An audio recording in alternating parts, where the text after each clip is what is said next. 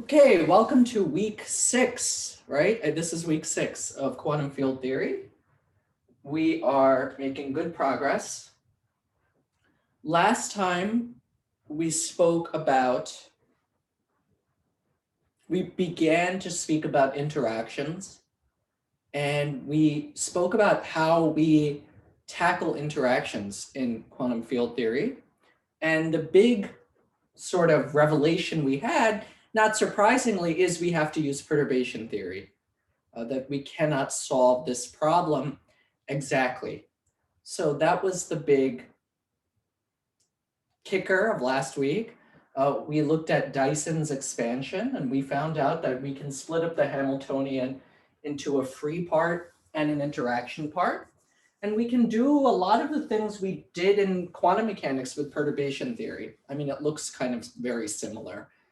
For example, when we also saw the Gell-Mann-Low theorem, which relates interaction expectation values to vacuum expectation values, looks eerily similar to our expressions for just time-independent perturbation theory. It's like practically the same. I mean, it's not a huge jump. So that's what we did. Next week, we will begin QED. So we will finally start the most momentous achievement of, in my opinion, of quantum field theory is quantum electrodynamics, which is the most tested theory in human thought. It is the most accurately tested theory. There's nothing else in any science, in any field, that has been as accurately tested as QED. So for next week, the reading is just LB,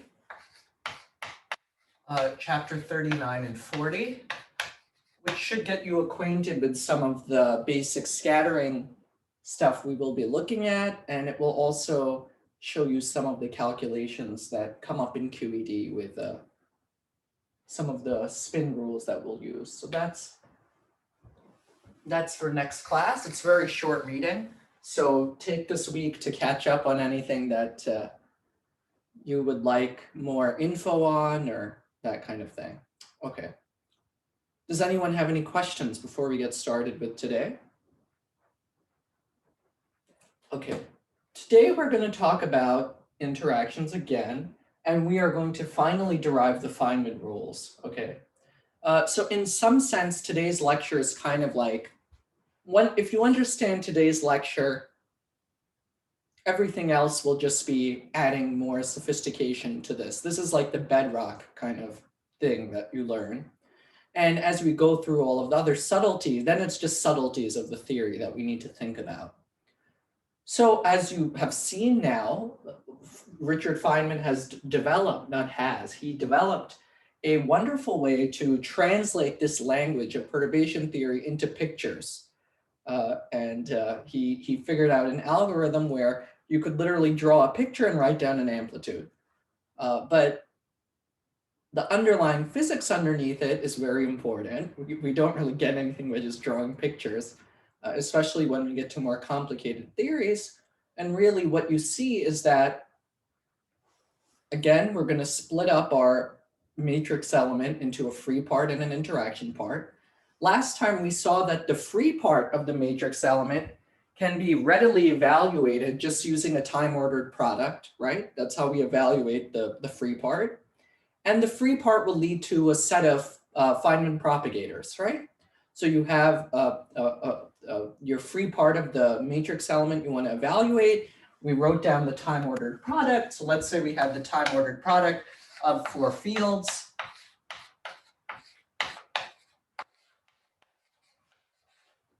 And we saw that this was basically equal to the normal ordered product of the fields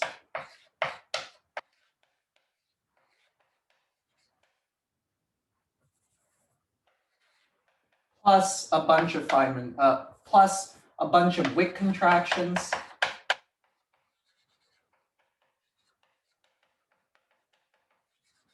Right, and the main result was that the Wick contraction of 2 fields is just equal to the Feynman propagator.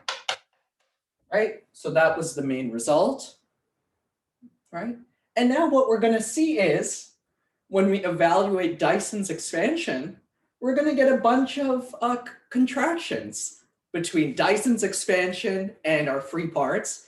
And as you've already seen, basically each type of contraction corresponds to a different piece of the diagram. So it's really, it's so simple and it's so elegant, and the fact that it works is kind of miraculous. Today's also the first day we're going to make links with experiment. Okay, so now we're going to have to take these abstract quantity. We're working in very abstract space right now. We've made no contact with any experimental data. As you know, the experimental data are the scattering, are the differential cross sections. It is, as a theory person, I understood vaguely what a differential cross section is. It took me a while to really get what it was experimentally. So I found a really great video on YouTube from this, like, I think he's a grad student who was an experimental student, or I think maybe a Lattice QCD student, who made a really great video on this. So you should, well, I'll tell you what to watch. Please watch that, because it will tell you what a differential cross section actually is. Like, what are they seeing in the lab? I'm not the right person to say that. So I'll recommend that. But really, we want to be able to compute these guys, d sigma, d omega. And very roughly speaking, this corresponds to what kind of the kinds of things experimenters see in the lab. So this is what we want to get to. And as we know, this requires the amplitude to come up with the answer, right? Right, so the amplitude plays a significant role. And this is what we want to calculate, right? Scattering amplitudes are like the name of the game in quantum field theory, right? They're the most important object to calculate because they can give us differential cross sections. Now, what is this differential cross section really physically? Watch this guy's video. He does a way better job than I will. And he tells you exactly what the experimenters are seeing in the lab. So the video is by a guy named, I wrote down the link, hold on. Let me see what I wrote down. Yes, it's from this guy, Andrew Dodson.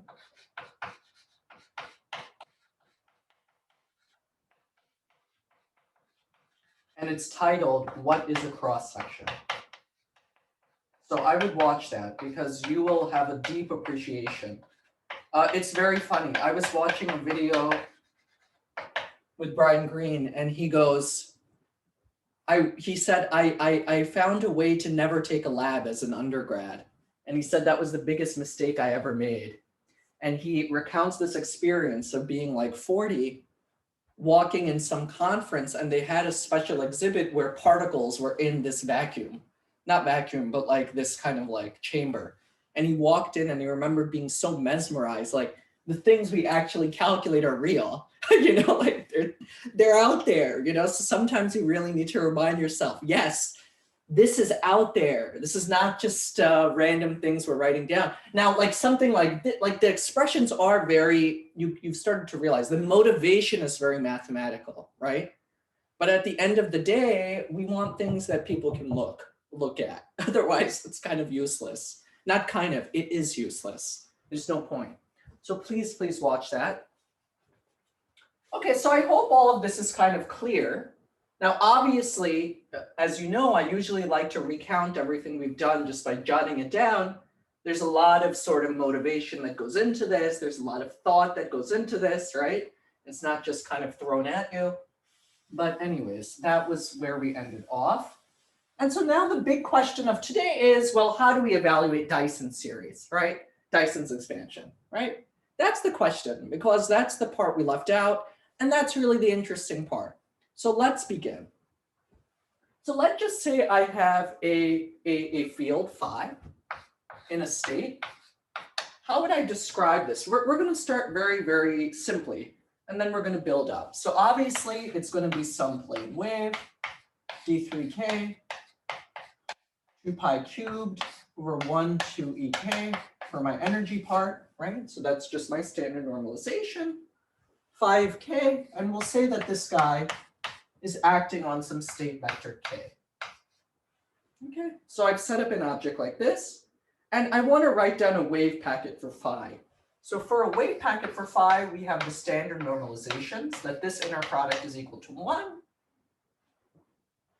And so it follows from that, just from our basic rules of quantum mechanics, that if I have the norm squared of that guy,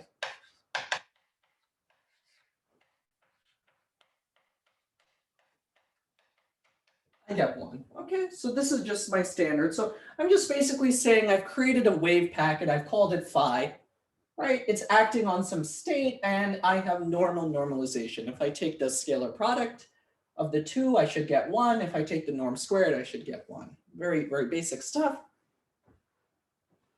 So now I posit the question, if I want to know the probability amplitude or just the standard probability for a variety of wave packets, well, in this area, I could have phi 1 to phi 2 dot dot dot.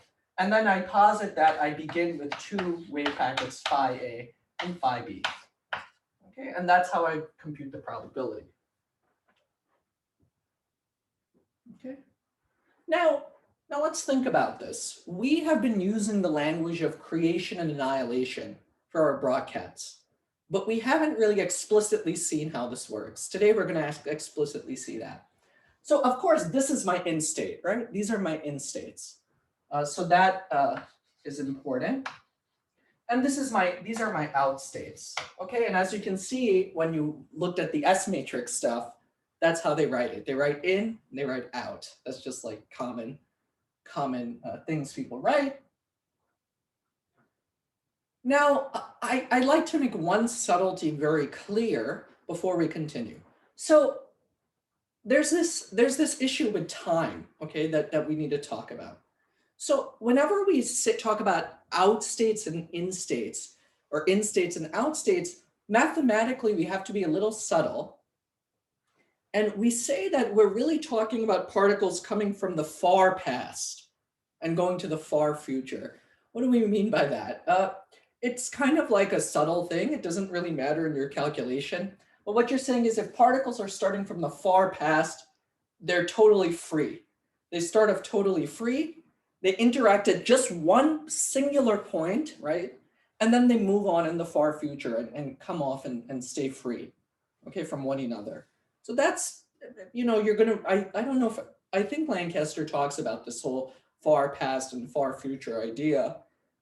It's important to think about, but it doesn't impact the calculation. It's just to say, look, there's a singular point where the event's happening. And other than that, we can really say our particles are free. Okay, and that helps in certain situations with your computation. But anyways, let's write down the wave packet for the in state. So I have phi A, phi B. These are, what would this correspond to? This is just like 2 phi particles, right? I just call them phi. These are just 2 phi particles. And the in state would be what? Hopefully it's pretty straightforward. It would just be the integral d3ka, d3kb, right? Over 2 pi cubed, 2 pi cubed, right? 2 eka, 2 ekb, 1 over both of those guys, right? So now I'm just combining the wave packets, not really doing anything fancy. I have phi a of ka, right? I have to maintain my ordering, right? So this guy has to go on the left. I have phi b of kb. Okay, so I'm maintaining my time ordering. And then I get a wave function, a plane wave, e to the minus I b dot kb. It has to do with b because b is the first thing acting on this guy, all acting on the state ka, kb. Okay, so that's what that guy corresponds to. It's creating 2 phi particles. Hopefully this is okay. This is just basically an extension of my definition up here. Nothing crazy. Now let's write the out state.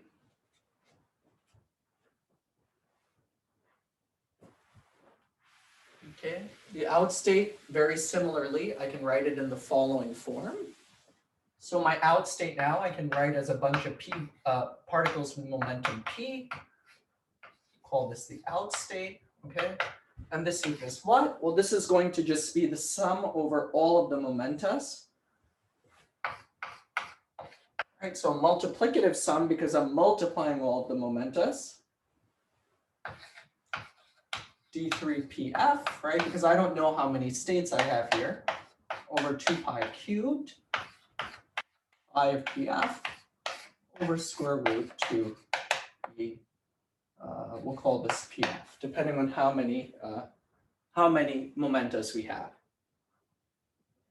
Okay, so this is like just the standard way. If I just have a bunch of states, I just keep writing them as plane waves until the cows come home, right? It's just like over and over again. Nothing crazy. Okay, so that's what we do in this situation. Hopefully that is all well and dandy. Now the question becomes, okay, well, how do I time evolve this? Okay, how do I time evolve this with some Hamiltonian? And hopefully the answer is pretty clear. So now I have this guy. This is what I've constructed. This guy goes out. This guy goes in.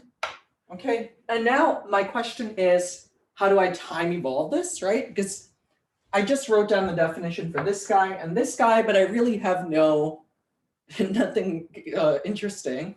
So as we know from just quantum mechanics, we get P1, P2, dot, dot, dot, out, Ka, we time evolve it with a unitary operator, e to the minus I ht.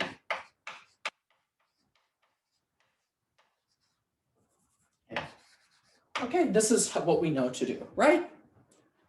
And of course, we derive the path integral from this, right? Or we could solve this straight through, which we've done. But this is really the name of the game. This guy is like what we're interested in. The other stuff is just baloney. Who cares?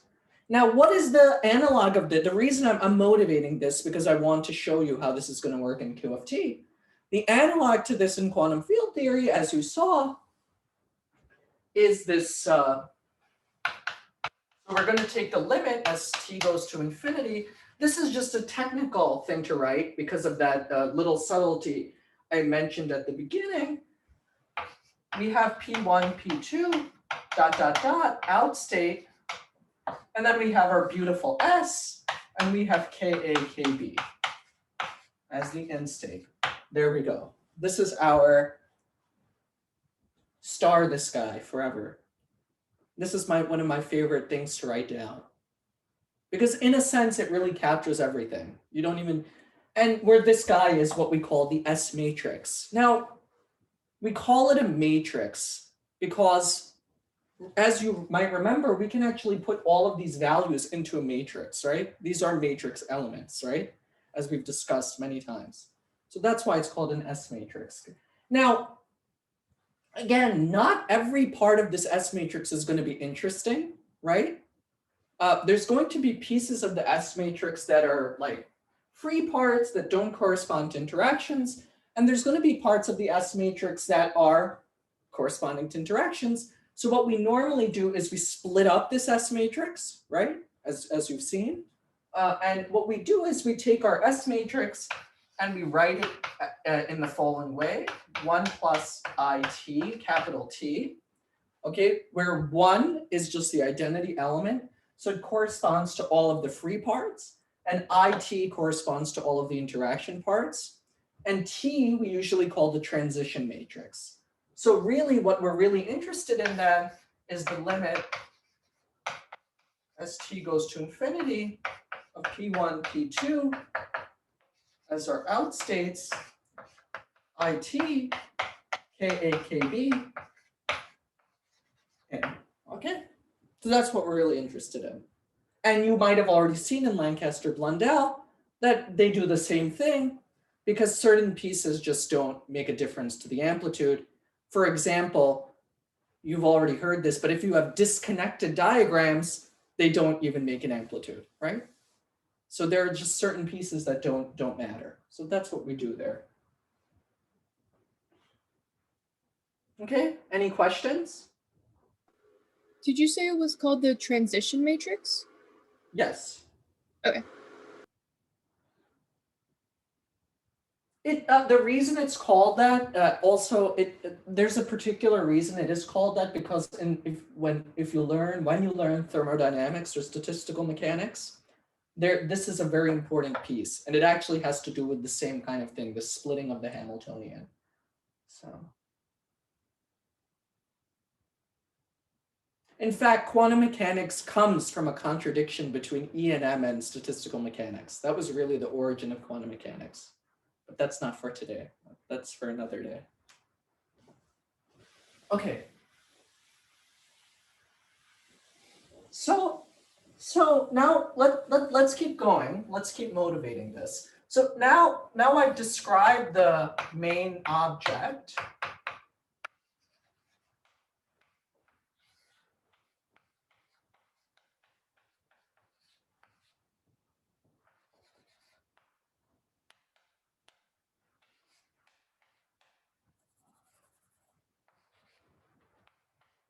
Right, and I've sort of isolated what's useful in this expression.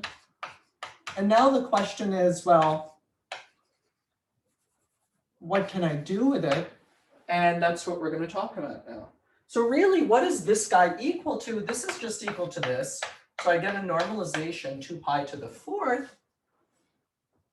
right? Then I get a Dirac delta function that tells me about all of the momentas. So this is going to be Ka, Kb minus the sum over all the final momentas, right? Because I don't know how many final momentas I have. And then I dot this guy, or I multiply this guy with the amplitude that I'll compute. That takes me from Ka, Kb to all of the momentas. Okay, so this is really like what we're going to get out of this expression, right? We're going to get a Dirac delta function that corresponds to the conservation of momentum. These guys are really trivial, right? Because you just integrate them out anyway at the end of the day. You don't even bother, because you take the integral of a delta function, you get 1 when they're equal, right? So who cares? And then this is our big guy, this script m, okay? So this is what this expression is going to be equal to generally. Hopefully this makes sense so far. We haven't, okay. Today's lecture should make a lot of sense, I think. It's one of the more intuitive lectures. Okay, so what is the cross-section? We already said the cross-section is the expression I wrote down, and I encourage you to watch the video. We also said that we can compute lifetimes of particles. We can also do that from scattering amplitudes. We can compute decay rates. I mean, everything comes from scattering amplitudes. So please, please, please go look up the videos, watch the experimental stuff. It will make you so much more interested, because I don't have time to do that here, but really it's super important. And actually none of the textbooks have good explanations on it, because they're not, that's not what they do, but it's just so important. So okay, let's talk about Dyson's expansion now. So now let's really start talking about what's going to happen with this piece. Okay, so recall that we're working, well, not recall from your reading that we're working in and Johnson's going to discuss this a lot after lecture, but we're really working in a space here called the interaction picture. Okay, and the interaction picture is just a fancy way of saying, use the Heisenberg picture and write all of your interaction pieces separately from your free pieces. That's what the interaction picture is saying. And what you find is that the unitary operator that's going to evolve things, so the unitary operator that's going to take you from T1 to T2, right? Because in the Heisenberg picture, unitary operators are evolving everything, evolving the fields. And you find that the main unitary operator that will evolve everything is what? Dyson's expansion, right? That is the unitary operator. So you get this expression, T times e to the minus I, with this sort of interaction Hamiltonian stuffed into it. Okay. So this is what you find as being the big thing. This is kind of interesting, right? If you just intuitively think about it. First of all, this kind of looks like a path integral. That's kind of interesting. And second, and not kind of, it pretty much is a path integral, except you just have this guy. Maybe you might want to look into that. And second of all, it is an exponential operator, which matches our unitary, right? All unitary operators are like e to the something, right? That's just like, if you recall from our quantum mechanics class, literally, I think when we did unitary operators, I think I wrote more exponentials than I did the entire semester, because every unitary operator takes this kind of form.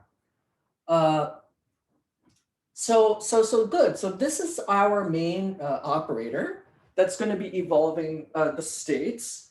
And this is what we call Dyson's expansion. And now we write this as the S matrix element. So now we define the S matrix element as e to the minus I. Now it's an integral over all space, d4x. Now we write this like squiggly h to represent like a Hamiltonian density, what we use in field theory. And this is the big guy. This is Dyson's expansion.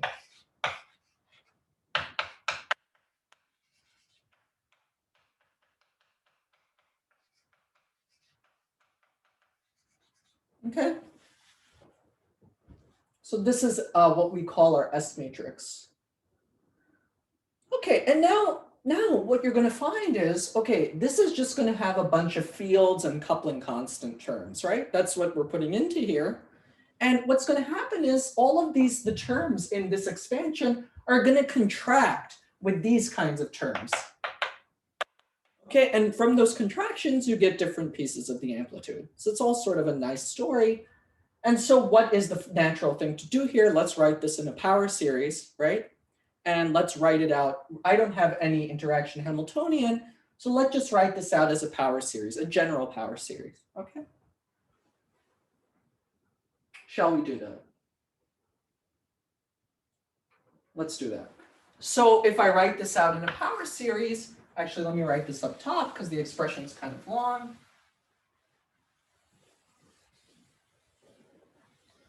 We get S is defined as T e to the minus I minus infinity to infinity d4x phi of x. Okay, that's our S matrix. And now we write this out in a power series. We get T. T is just for time ordering. You get the 1. I hope this expression looks eerily familiar because it is standard. Some, interaction Hamiltonian pertaining to this. Then we get my second term in the expansion. All right, this is just a standard power series. I can name this guy Y, I can name this guy W, it doesn't even matter. Again, from minus infinity to infinity. And then I get like HI Y, HI W, dot, dot, dot. Okay, plus higher order terms. Cool? And of course, when we have so like in phi to the 4th theory, you're going to have like a lambda squared term here. You're going to have a lambda term here. You're going to have a lambda cube, lambda to the 4th term up here, right, in the power series. So we always write these guys out and refer to them, the terms, in terms of powers of the coupling. So whether that coupling is lambda, whether that coupling is G, whether that coupling is alpha, doesn't matter. We always refer to the terms of this expansion as powers in the coupling. Okay. Very simple expression. Okay. And this also tells us that we have to do this perturbatively. How would we do this non-perturbatively? No one really knows. It's kind of difficult. Not kind of, it's impossible. You don't. And we always can drop higher order terms. In practice, the first 2 terms usually give us everything, as you've probably seen. Okay, I take it, I know you've seen this expression. So, okay, good. So now when I write down like a term that has lambda squared in it, I don't have to write out the whole power series, right? I take it, you'll know what I'm talking about. Okay. So this is like the template, right? And now I just say, oh, here's the lambda squared term. So I don't have to keep writing out the whole power series. Okay, good. Please stop me if you have questions, because this is important. So don't feel like you, as always, you can always ask me questions. But. Okay, so now let's just write down what our matrix element becomes. Now in terms of interactions, right? So what is, remember we have IT. Do I want to write KA, or it doesn't even matter. Let's just write PA, PB. Okay, and what does this equal now? Well, this is just equal to what? P1, P2, ... Pn. Now we have E time ordered, e to the minus I integral hi of x d for x. Okay, I don't know why I'm writing like this. E to the t .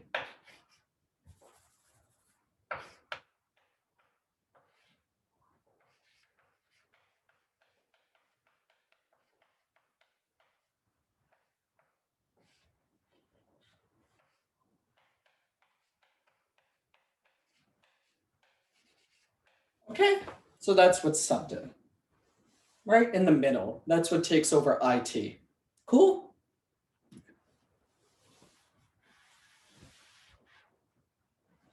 Okay, excellent. So let's go to phi to the fourth theory, shall we? Shall we compute our first amplitude? I mean, we've computed amplitudes, but really compute an amplitude. Okay, let's do it. So let's first write down a very basic one, just a free one. So phi to the fourth theory. Okay, the 4 refers to the fact that you have 4 particles in total. That's what it refers to. 2 going in, 2 coming out. If you read my crappy paper, it was phi to the third theory, which doesn't work. So okay. So anyways, let's just write. I mean, let's just write down a really simple one. P1, P2, PA, PB.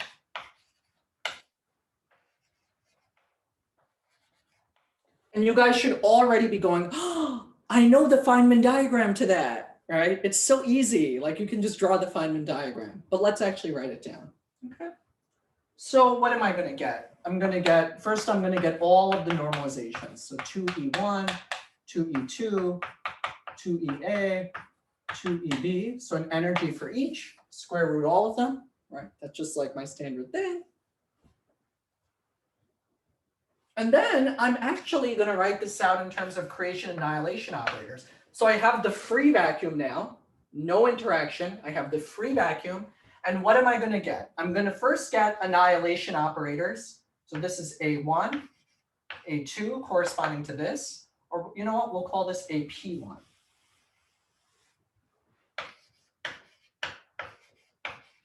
And then I get creation operators, A dagger PA, A dagger PB, acting on the free vacuum.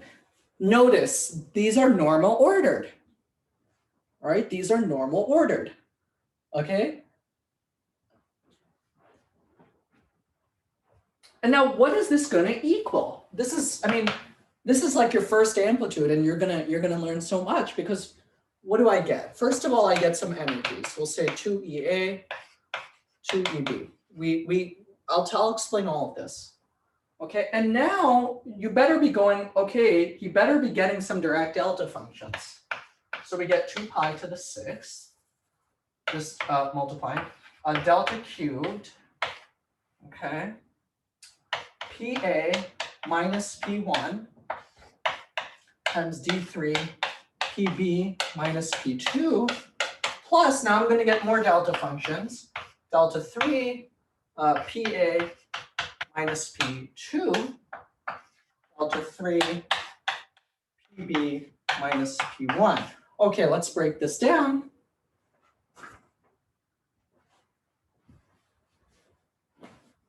Let's think about this now. Okay, this should be extremely intuitive. It doesn't look like it, but let's break it down. First of all, what's even going on here? Let's just look at the creation annihilation operators. You have PB acting on 0. That creates a B particle, right? You have A dagger PA acting on 0. That creates an A particle. Now they propagate through time. And the annihilation operator acts on the vacuum, right? And destroys particle B. So particle B eliminates itself and you get particle 2. Then you have this annihilation operator that acts on the vacuum and destroys particle A. So you get particle 1. This looks like my Feynman diagram, right? This is my Feynman diagram. Literally from the language of just creation annihilation operators. Now you say, okay, now I wrote down this first term.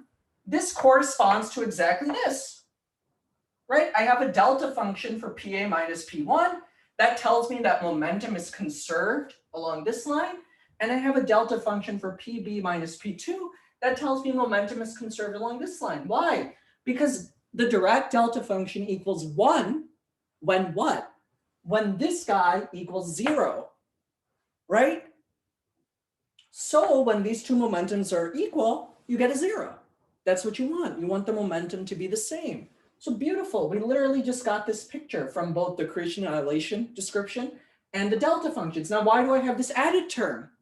Well, there's two different combinations this can have. I've used Wick's theorem.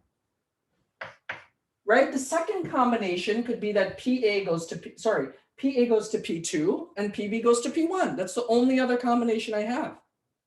And so that's why I need this extra term in the perturbation series. And I can just draw it like this, or I can draw it anyway, but I'll just draw it in a different way. I have A going to 2, and I have B going to 1. Okay? So this is like the simplest. If I was talking to a high schooler about Feynman diagrams, and I wanted to give them more of a surface level, I mean, you guys aren't normal high schoolers. I keep saying just high schoolers. I'm talking about like a normal high schooler. This is what I would tell them. Tell them, here's a language, here's the Brockett language, in and out. Because that's what really, I mean, you don't have to know that they're Hermitian conjugates of one another and they line in a vector. So that's not even important. All you need to know is that in and out, and I get all of this out of it. It's literally like the language. Now it's going to get very complicated in a second, but the principle is the same. Okay, so is this clear to everyone? Okay. I figured we can start off with a very, very simple example this way. And we saw these Feynman diagrams last class. I just wanted to make it like really explicit as to what is going on here. Okay, beautiful. Now let's actually start incorporating our interactions, and let's see how those contractions manifest via Wick's theorem. So now in phi to the 4th theory, if I have a normal interaction, how would I write that? So I have P1, P2 as my out state, right? And now what's going to go in this middle guy? Well, I'm going to have to write down the interaction part. So I get a T minus I lambda over 4 factorial. Right? So this is coming from my interaction term. Integral d4x phi I to the 4th of x. Okay. Let me take off the hat. This isn't really an operator.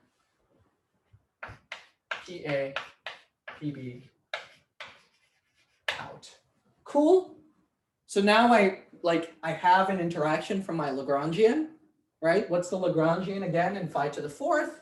It's just 1/2 d mu phi squared plus 1/2 m squared phi squared plus lambda over 4 factorial phi to the 4th. Okay, that's the interaction term. So now the question becomes, well, how do I evaluate this? So what this is really equal to now is P1, P2, the normal ordered phi terms, right? Because I actually have 4 phis here, right? This is phi to the 4th. So I can write down a time ordered product of those phi terms using Wick's theorem and then just writing out the normal ordered stuff. So first I get the normal ordered part of this, because this is a time ordered product. Wait, why did I write it like that? I should really be explicit, right? This is a time ordered product, right?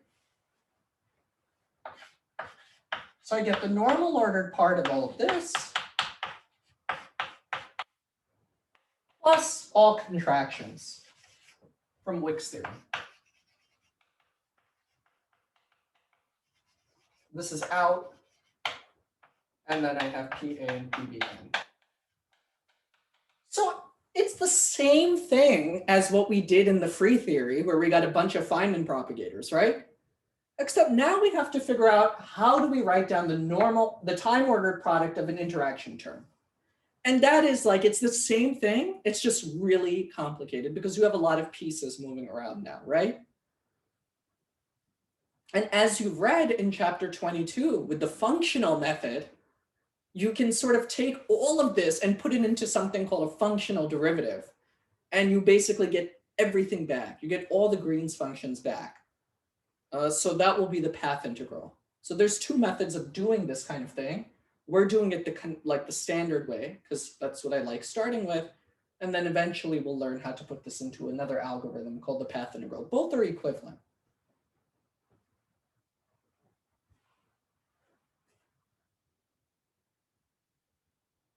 Okay, any questions? So let's talk about now what some of these contractions are going to look like. And I hope it looks familiar from your reading. So let's just say I have phi I, because now I need to think about these kinds of contractions, right? Because what's going to happen? I'm going to have 4 phi I fields coming from this guy, and they're all going to contract in different ways with these p states. Right? I mean, that's the name of the game. That's what we want to figure out. That's what we want to look at. So this contraction is really simple. This is just going to be like e to the minus I p dot x acting on the vacuum. Literally what we talked about at the beginning of class, right? Just some plane wave acting on the vacuum. Okay, similarly, if I have this guy, it should be p.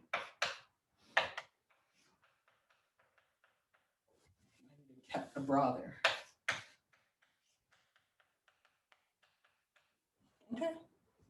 Okay, good. We've oh shoot, I need the contraction sign.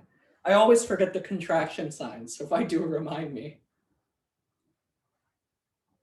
Now, of course, as you know, we're going to have a ton of contractions here. Just do the math. I have 4 states and 4 phi fields, so just basic combinations, I'll have 16 contractions, right? I'm not writing them all out. That's what I mean by the calculations get long. But you know, anyways, once you have the algorithm, you can work it out. I've changed the sign because now it's acting on the opposite side, right? So it changes the sign. It does the Hermitian conjugate, quote unquote. Really just complex conjugate in this situation. Okay, so those are 2 kinds of contractions, right? What other kinds of contractions can we get? Well, we can get something that looks like this. Between the fields, right? What if we have a contraction between the fields? What does that correspond to? Let's just think about that. I'm giving you a very brief survey right now, just different things to think about. We're going to compute a real amplitude in like 5 minutes, but this is just giving you tidbits first. So if I had something like this, well, then my matrix element is going to look like this. So I have my P1, P2. right? Minus I lambda 4 factorial. I can even, you know what? I can even pull this guy out, really. So minus I lambda over 4 factorial integral. I can just pull all of that out, d4x, if I want to focus on the contraction bit out 5, 5, 5, 5. So now I'm focused on the contraction 4, 5 fields, PA, PB, in. And let's just draw this out in Feynman diagrams, what this would correspond to. And this would actually correspond to some loop diagram, some self-energy diagram. Okay, that's what this would correspond to. This would not contribute to my amplitude because it's a disconnected piece. There's no other interaction, right? I only have like contractions between the fields, right? So when you have contractions between the fields, just in the interaction part, they don't contribute. They're doing their own process, right? There's no interaction between the things that are going in and the things that are going out, right? So it's intuitive. It's like saying, let's just say I have a particle propagating from A to B. Well, a contraction between the fields would be happening like here, right? Like separate. It's like a process that cannot contribute, right? So, okay, there's that kind of stuff. We don't have to worry about that, thankfully, because it's not going to make a difference in my amplitude. We can also have external lines, right? So what if I have, oh, let me think how I just did this. Yeah, so again, if I have phi I of x contracted with just some state p, we wrote that e to the ipx, right? But what does that really correspond to? In a Feynman diagram, it corresponds to like an external line on the diagram. Okay, and similarly, if I have this, it just corresponds to an external line in the opposite direction.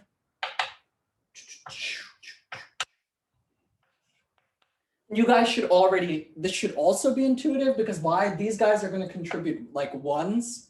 They're not going to affect the amplitude because they're external lines, right? So let's say I have a diagram that looks like this. There's a vertex, there's a vertex. These are the external lines, right? This external line should only give you a 1. It shouldn't affect the amplitude, and that makes sense because if I'm integrating just a plane wave, it just gives you 1. Okay. Right? It gives you a direct delta function. Remember, we wrote down this identity at the beginning of class, integral e to the I p dot x gives you some direct delta function, right? So it just gives you 1. Okay.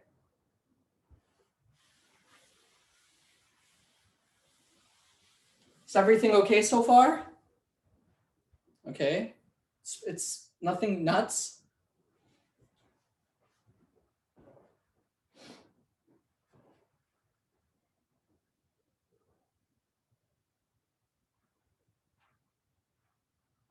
Okay, and the thing to remember, what we've discovered now, is only connected diagrams give you a contribution to the amplitude, right? It seems intuitive, but it is intuitive, but we should just clearly state that.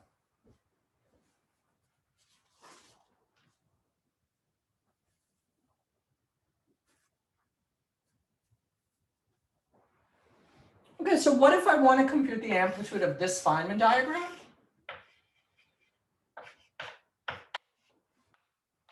Okay, this is our first real amplitude.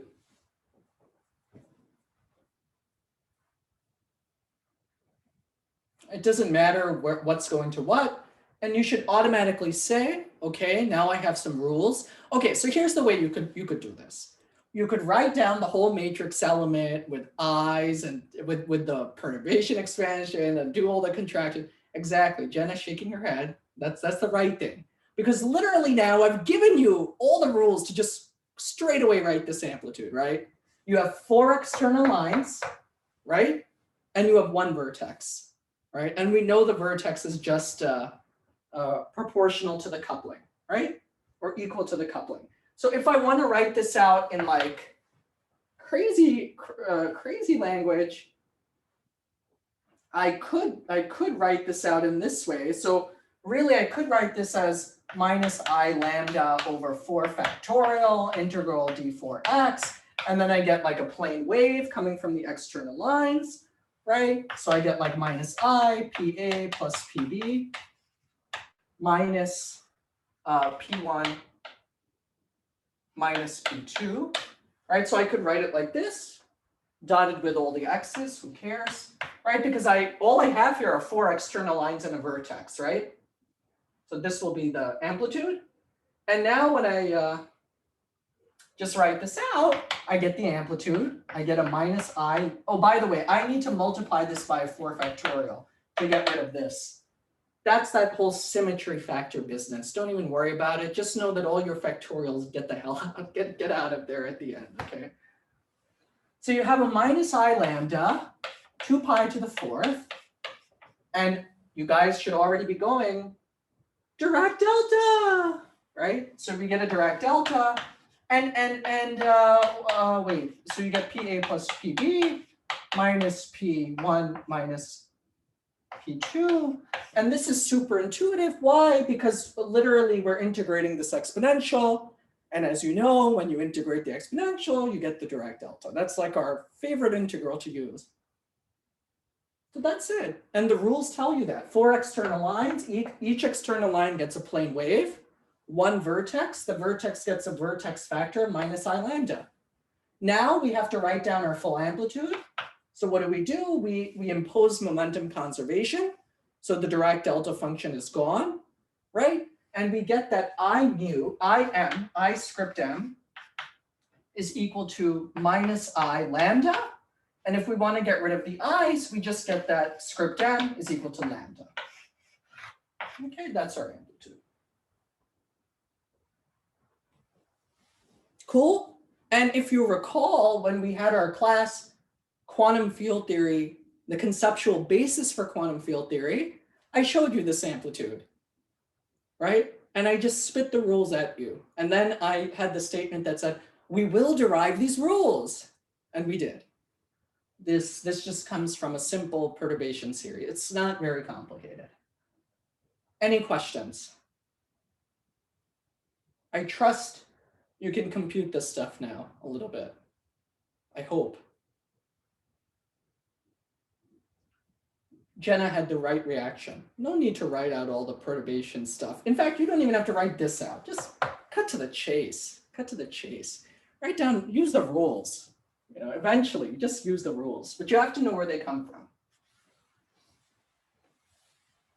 Beautiful. That's my favorite process. Okay.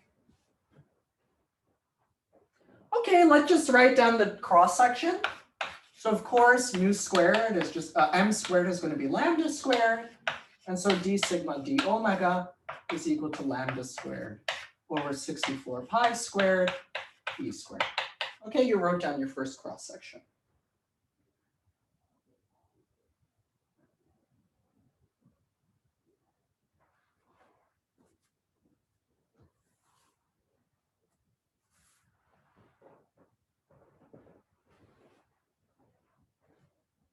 Very good. So let's do a higher order process now. Okay, let's do a more complicated process. So let's think about a higher order process. Let's say we have 2 particles A, B, and they go to 1, 2. Okay, that's the process I want to look at. Again, this is all fictitious, right? Because nature doesn't really have a scalar theory like this. When we get to the Higgs boson, it is a scalar particle, but it doesn't work like this. It works in a very different way. So yeah. Okay. So of course, now we write down our thing, P1, P2 as the out state, IT, PA, PB.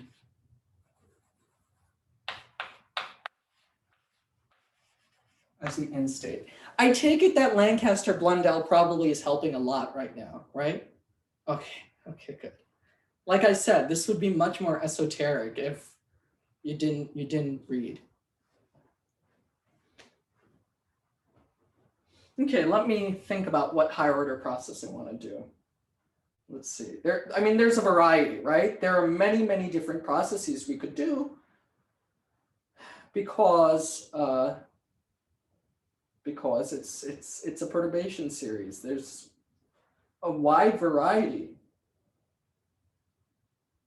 of processes you could work out. Let me think about it. Do I want to give you something crazy? Yeah, let's do something crazy. Let's do something crazy. Okay, let's do something where we're going to get into some complication. So usually, so let's just hold on for a second. In that last diagram, we had external lines and we had a vertex. Now, what if I had an internal line? That would just give you a propagator, right? That's okay, right? So what if we have a diagram that looks like this? Let's do something interesting, just to give you an idea of why these are not always simple. Okay, so how would I draw something like this? So let's say I have PA going in. I shouldn't even really arrow the ends. That's not a good practice.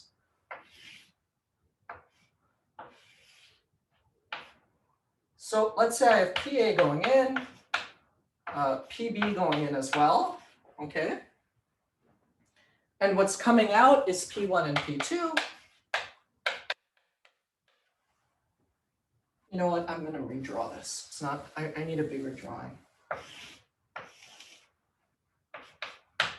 P1, P2, PA going in, PB going in.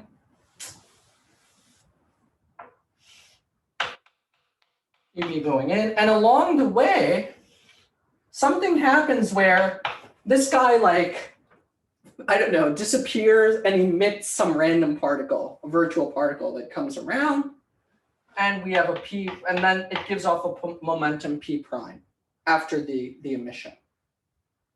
Okay, this happens, by the way. These kinds of things happen, and as we'll see, interactions correspond to the exchange of photons and bosons and gluons. And what do we call those guys? Virtual particles, right? They're like virtual, they're like emitted. And in fact, like people have written fake paper, like people try to write papers that say photons aren't real. And they write that because they see virtual particle and then they start writing, which, we know better, but anyways, I'm just saying. So let's write down the amplitude. So I have an integral d4. First, let's talk about this. So d4 p prime over 2 pi to the 4th. Okay, so let's talk about this piece.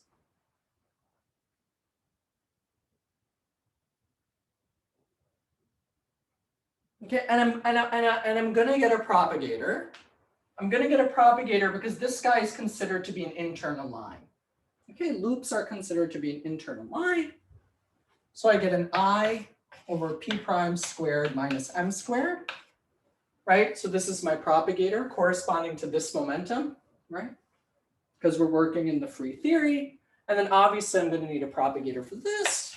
So I get d4k over 2 pi to the 4th, I over k squared minus m squared. Okay, and then the rest is just my standard free part.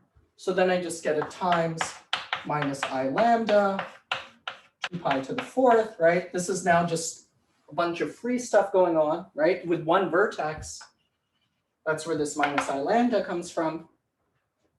And now, drum roll please, I'm gonna need some Dirac delta functions.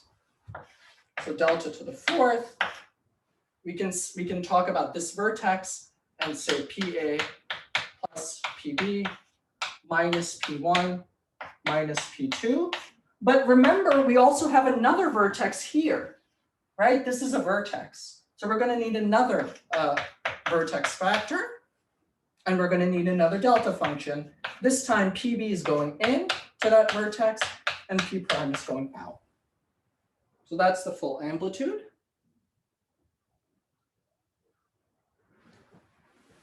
And you guys have probably already seen the issues with loops.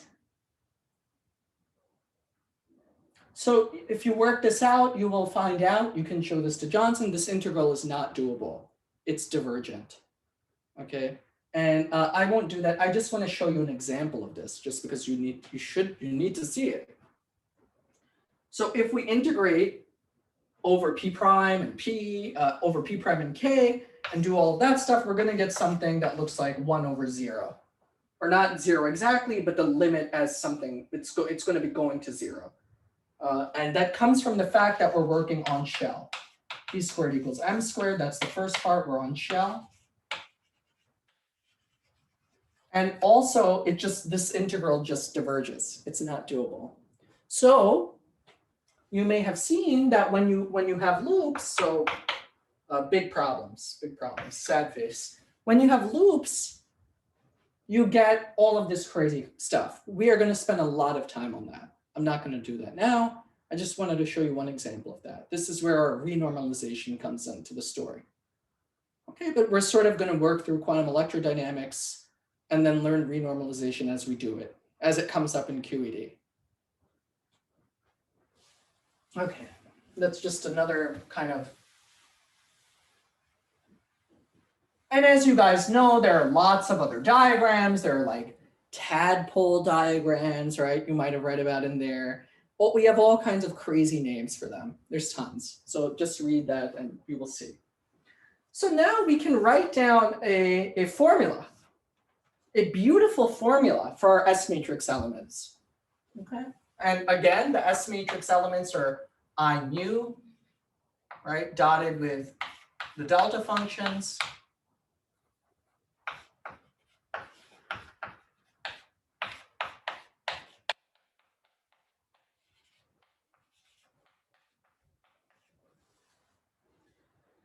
And what is this formula? It's actually extremely simple. It's just the sum of all connected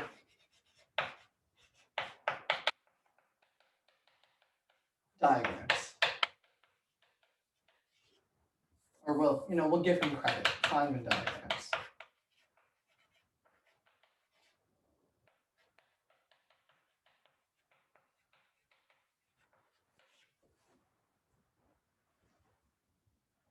And in this case, it's with PA, PB in,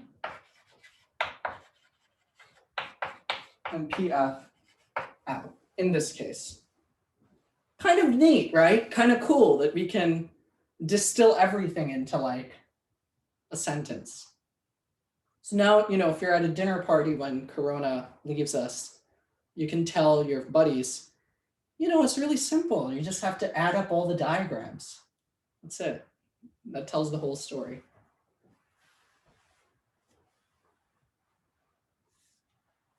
Okay, now we're ready.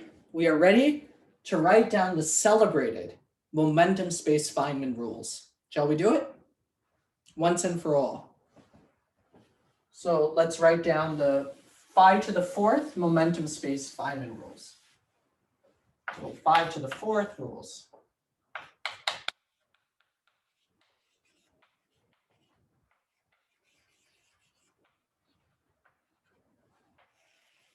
Okay.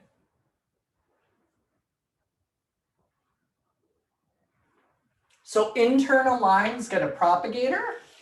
So this is an internal line P. It gets a propagator that looks like this. I'll add it just because, Okay. Each vertex gets this factor, where lambda is the coupling.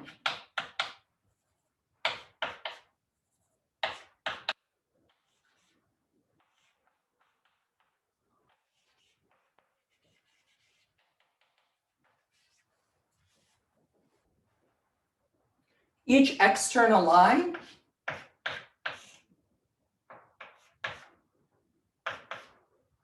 external line gets a factor of 1.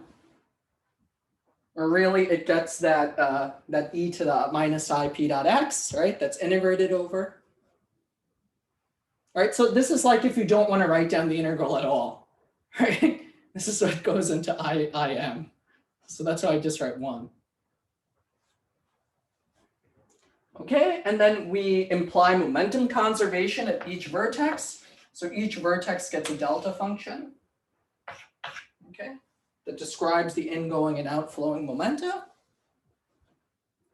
And then you just integrate over all of it, okay? That means you get rid of the delta function and you end up with IM.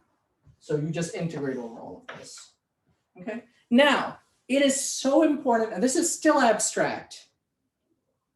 Read about the cross sections or watch the video, because like this is like still extremely abstract. I mean, it is what it is. What did you say about the delta function?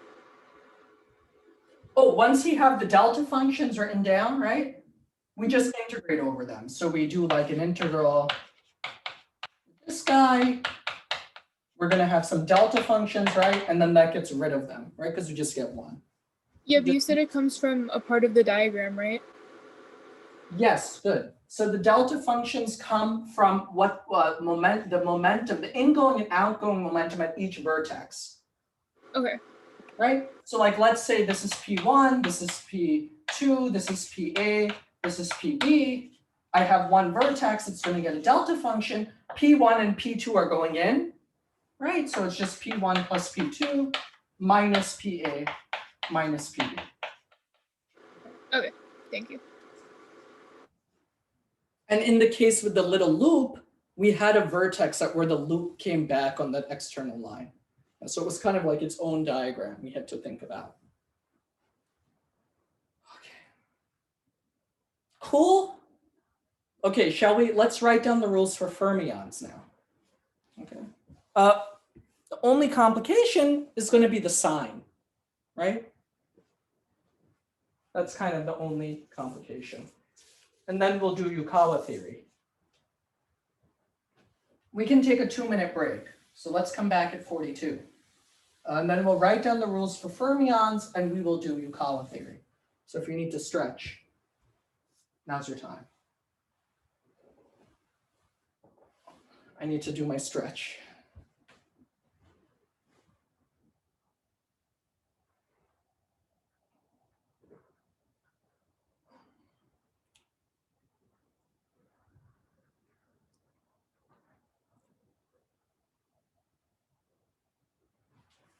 Is everyone doing okay?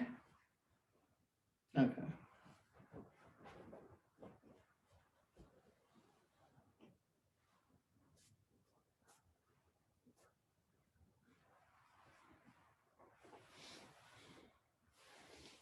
I gave a little lecture at the Science Honor Society at my local high school virtually yesterday, and they invite me every year. So this was the 6th time I went back virtually now, unfortunately.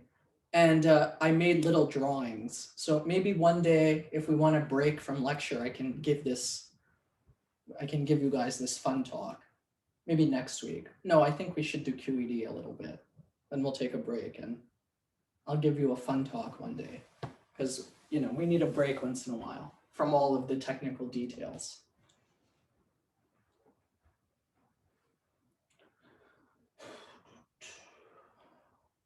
But so basically the talk was trying to take people just very surface level. You guys would laugh because you already know so much. Taking them from sort of like the basics, like what is quantum mechanics, what is general relativity, and then telling people like what the problem is, they're not compatible, and then taking them to the frontier. What are people trying to do to solve it, which is what you'll be working on with me. So I talked very vaguely. I said, oh, one thing that solves this problem is conformal symmetry. Obviously, I didn't say what that is. You guys will start reading about conformal symmetry. And I told them about soft hair. I got a lot of questions about hair, man. I never answered that many questions about hair. One person asked a very nice question. He said, can the black holes have different hairdos? I said, yes, that's a very good question. And you're right, actually, they can. And I said, in fact, different symmetries that we use mathematically give you different sets of hair. That's something, so if you use one symmetry, it gives you thicker hair. And if you read the literature, it will say that. So, like I'm working on a new symmetry right now that some guys discovered a few weeks ago, classically. And I'm trying to figure out the quantum theory of it. And I'm reading the literature on other symmetries and how people, quantized it, quote unquote, or made it quantum. And I'm reading someone's paper, and in the introduction, he writes, "We don't know how thick of a hair this symmetry produces," because if you want to recover all of the entropy or all of the information, right, you have to. So remember, the Hawking formula is what? S equals A over 4 pi G H bar C cubed, right? So if you want to recover all of this information, this is entropy, this is area. If you want to recover all of the information inside the black hole, you need to be able to recover that from the symmetries you're working with, or the symmetries that are generating the soft hair, right? So you need to know precisely how much hair it's going to make. All of the hair cannot be generated from these symmetries. No one has shown that you can get this thing back. So that's a big thing. String theory, they have shown that you can get this guy back from string theory. It's kind of crazy, but string theory is not real, so just my thoughts. But anyways, let's continue. Okay, so for fermions, it's like, I'm not going to rewrite everything. It's pretty straightforward.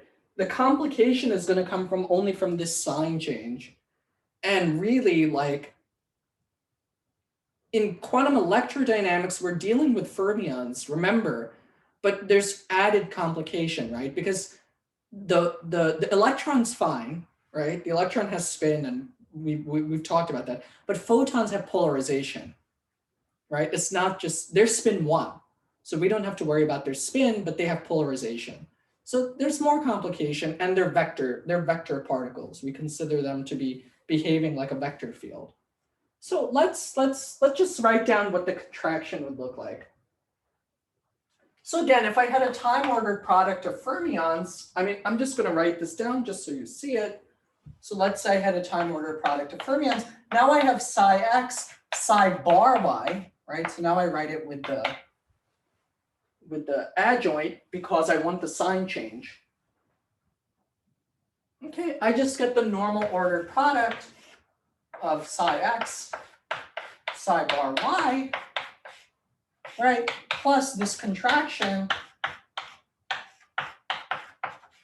And now the question is, well, what is this contraction? That's really the only thing we need to think about now when we're dealing with fermions. And so that's what I'll write. You have the Wick contraction between these, oh my gosh, my handwriting going loosey-goosey. Sometimes when you're thinking too fast, especially with chalk, and then you just get, you get this, you get two anti-commutators.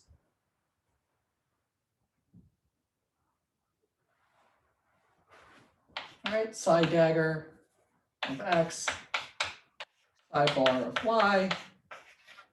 If x0 is greater than y0, and then you get psi dagger of x minus psi dagger of x, psi bar of y, anti-commutator, if x0 is less than y0. And we know that these guys evaluated just correspond to propagators, right? And in the case of fermions, we're going to get the propagator SF, right? Do we all know what this is, or should I just rewrite it down? We wrote it down last class. But you get the same thing. You just have to worry about this minus sign, depending on the order, the time ordering. If you're in retarded time or advanced time, just changes your sign. So you can go through the same arguments. Okay, and we will conclude now the course, oh my gosh, no, the class we will conclude the class with a discussion of Yukawa theory, our first like non-fake theory, because Yukawa was a great physicist, Nobel Prize winner. And he wanted to write down a theory of the strong interaction. I mean, he was totally off on that, obviously, but that's what he wanted to do. And he wanted to write down a theory of interacting strong particles, and he called them psions and phions, right? And he wrote down an interaction term. And eventually this theory actually did lead to the discovery of a particle called the psi meson, but that's kind of like in a roundabout fashion. Really, his goal was to try and describe the strong force, which it didn't do successfully. But he discovered a different particle which won him the Nobel. So that's what science does, right? You start with some question of inquiry, and you usually don't even answer that and answer something totally different. Usually that's what happens. Okay, so what is the Hamiltonian in Yukawa theory? So let's do this Yukawa theory now.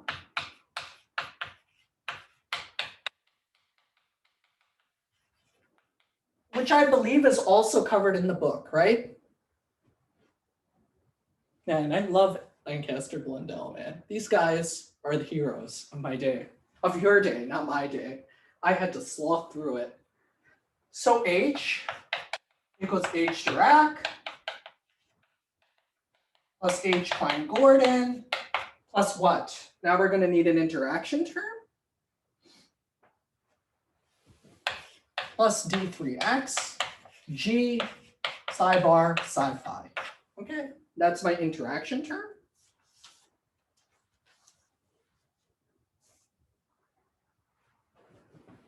And in some sense, this is like simplified QED. Because, I have like fermions here, right? And I don't have to worry about like photons and vector fields and, all of that kind of stuff. Oh no, Johnson's here. Am I running low? No, I have plenty of time. He came too early. So shall we do an amplitude? Shall we write it down? Okay, let's do it. So let's say we have a fermion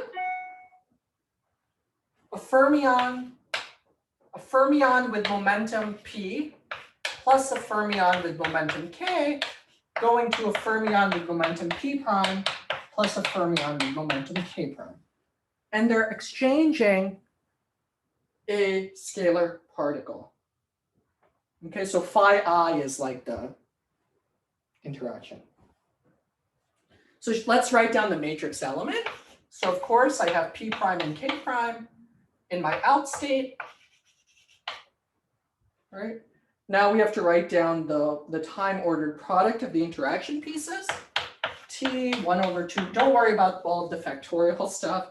As you know, it just disappears. Now my coupling is minus IG instead of minus I lambda.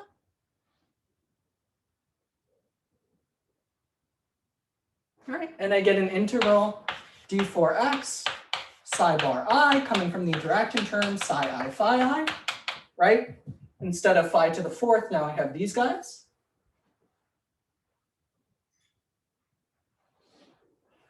Right, and I'm gonna get, do I wanna do that?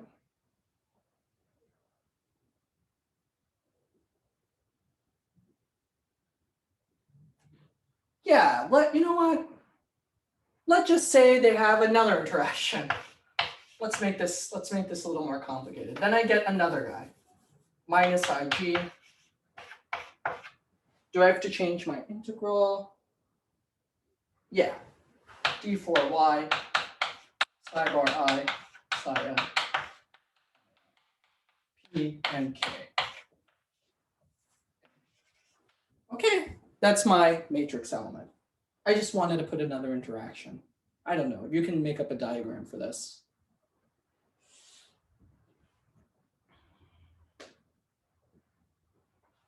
Man, are we going to get a ton of contractions.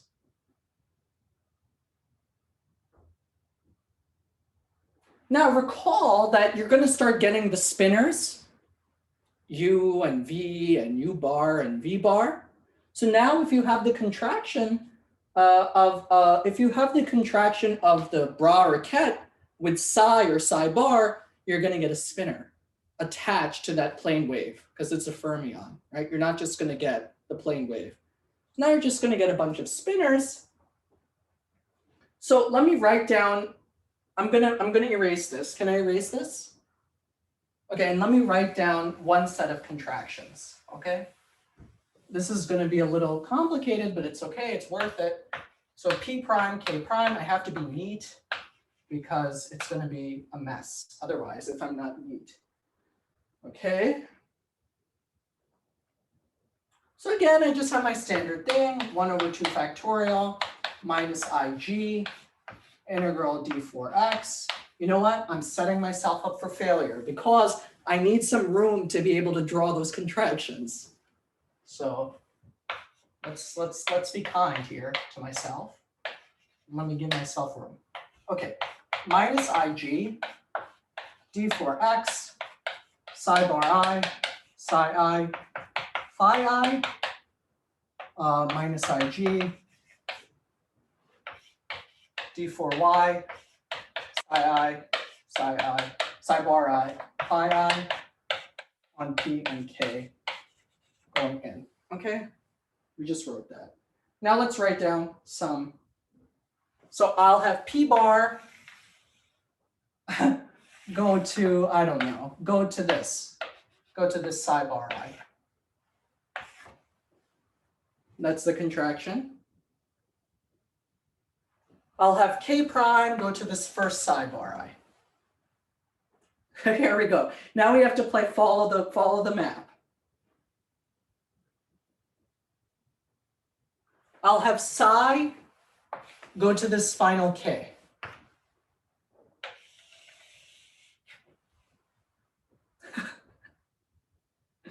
I don't know. I'm just picking randomly. Who knows? Who knows if this will work? I'll have phi. Where's phi? Yes, next is phi. Wait, let me make sure I do this right. Let's have phi go to phi. Yeah. Bang.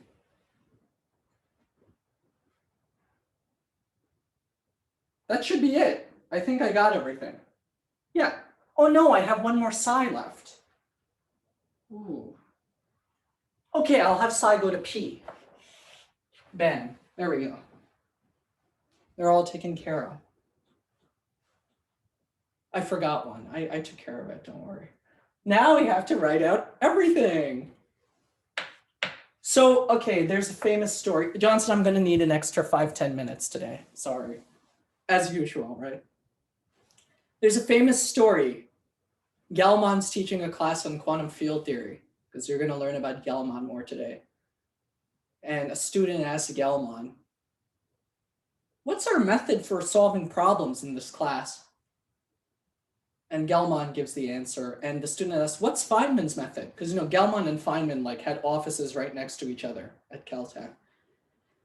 And Gell-Mann said, we don't use Feynman's method here. And the student said, what is it though? But why? He said, because Feynman's method is to stare at the board and write down the answer. So now here comes the point where we do use Feynman's method. So we stare and we write down the answer. So now let me do some staring.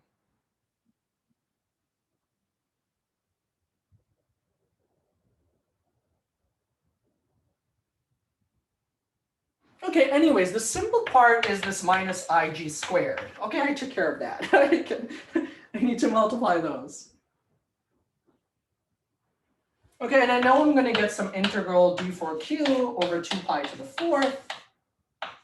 And I'm going to get a propagator q squared minus m phi squared, right? Because the mediating particle is the phi, right? Now I need direct delta functions. Okay, 2 pi to the 4th, delta 4.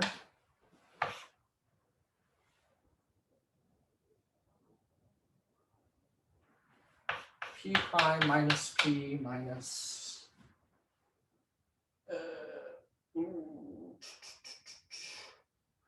plus Q. Okay, first one. Now I need another one. I'm just looking at the contraction. If you're looking at this and going, this is absolutely messy, that's the beauty of not having to do this. That's why Feynman came up with the rules. You'll see a photo. K prime minus K minus Q. And now I get spinors, so I'm going to get U.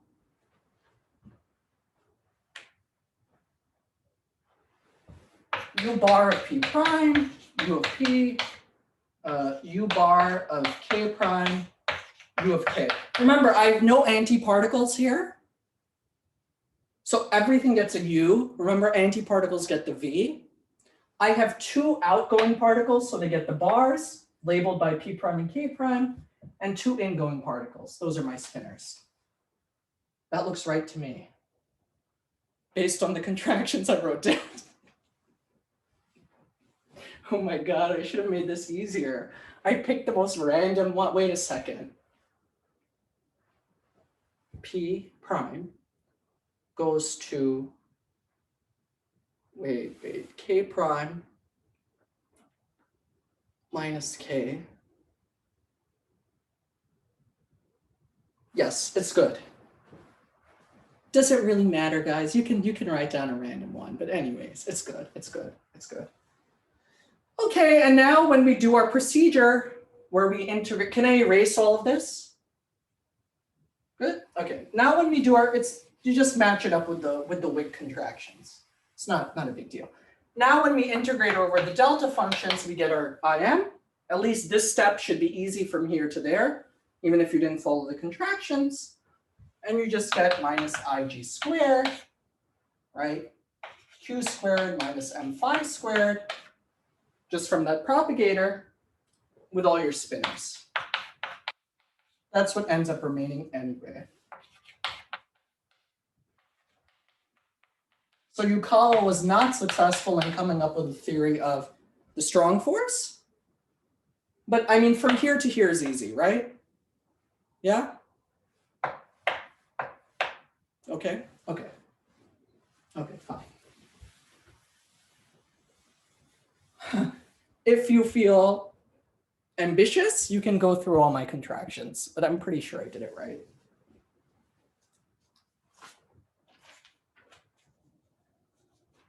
And I've been doing this for a while, so, you know.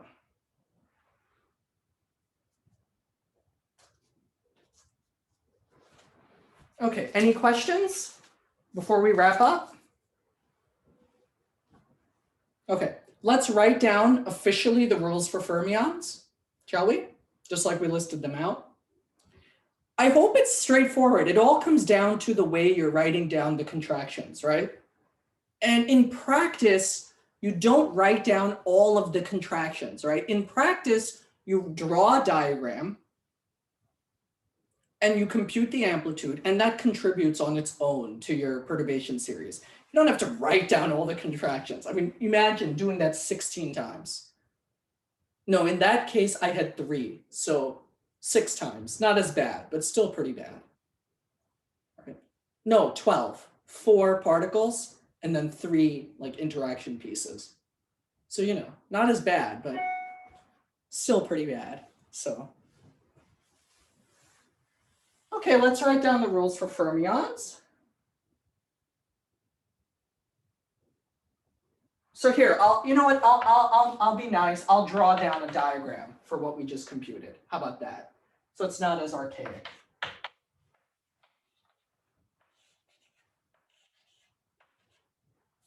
I always draw arrows at the ends. It's the force of habit.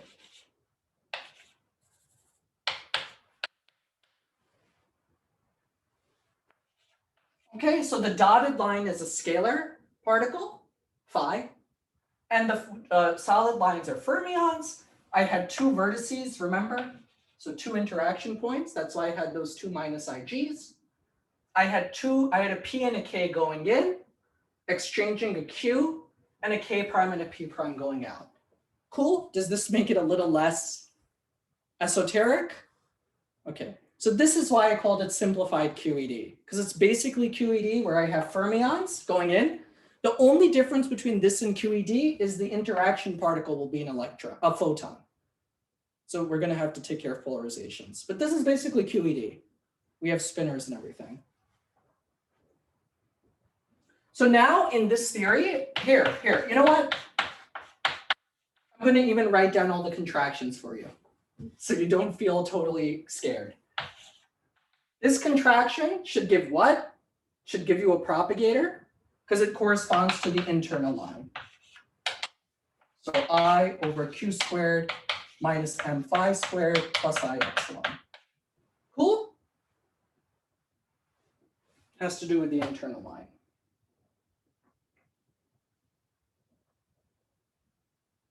If I had the contraction of the fermions,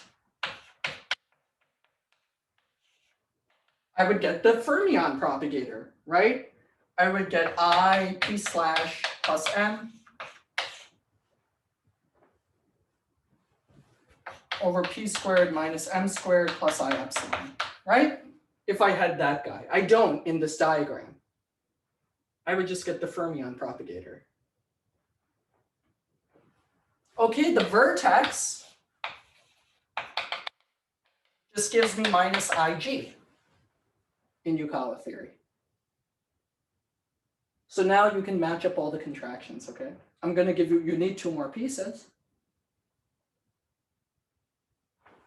Again, Q on phi and phi on Q give you one. External lines.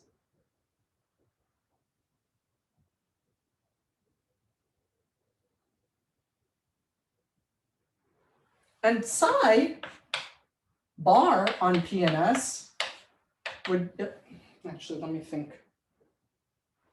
Here, I'll draw this nicer for these two because these are really important. This is the main difference between fermions and scalar particles. If you have an outgoing particle, you have psi bar acting on it. This is an outgoing fermion, which corresponds to the spinor u bar s of p, p prime.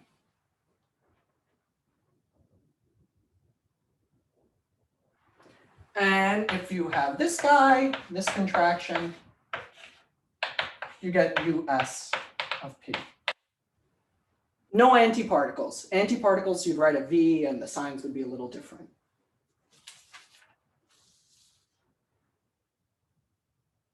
Let's just draw the antifermions. So if you had psi bar on KNS, we'll call it, some antifermion, you'd get a v.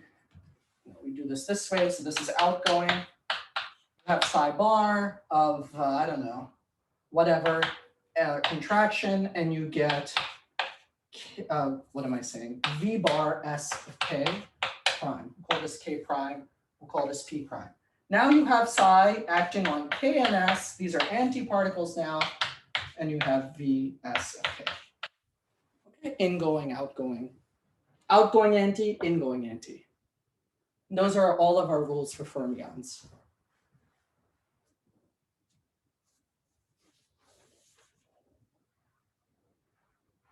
Okay, that concludes today.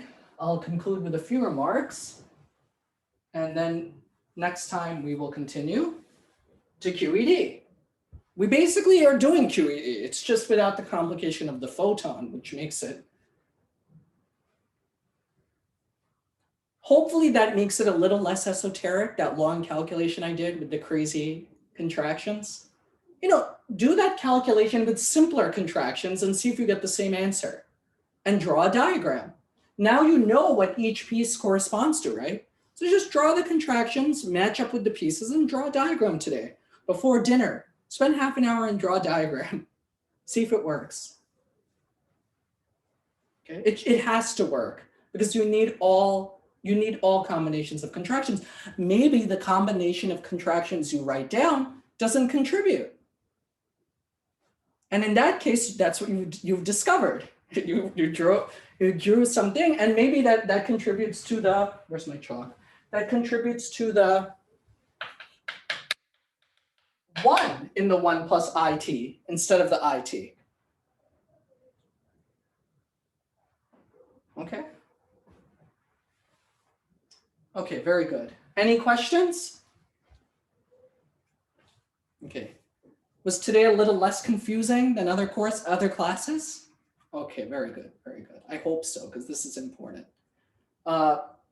If you have questions, again, I will be here tomorrow morning. I will do QED. We'll start QED next week. And maybe the week after that, we'll take a break and I'll give you my little fun talk.